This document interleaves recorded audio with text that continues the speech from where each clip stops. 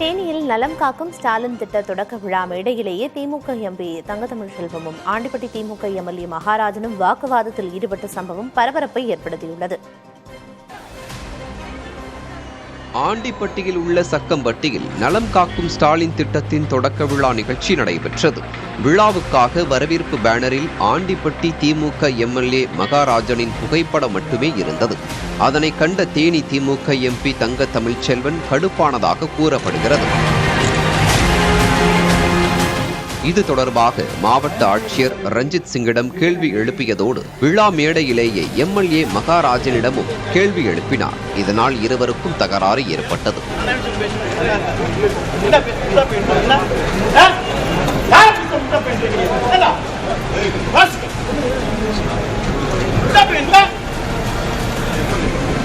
தொடர்ந்து நலம் காக்கும் ஸ்டாலின் திட்டத்திற்கான அட்டையை பயனாளிக்கு மகாராஜன் வழங்கினார். அப்போது அந்த அட்டையை வழங்குவதற்காக தங்கத்தமிழ்செல்வன் முயன்றபோது மகாராஜன் அதை அவரிடமிருந்து பிடுங்கிக் கொண்டு தானே வழங்கினார்.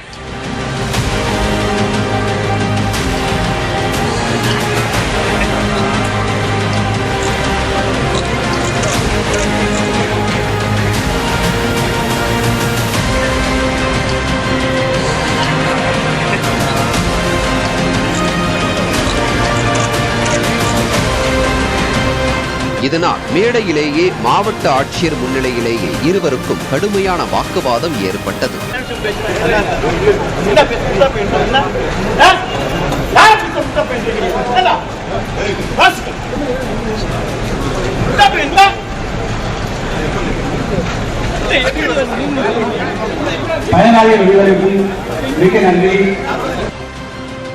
இதையடுத்து திட்ட தொடக்க விழா பாதியிலேயே முடித்துக் கொள்ளப்பட்டு மக்களுக்கு மருத்துவ முகாம் நடத்தப்பட்டது.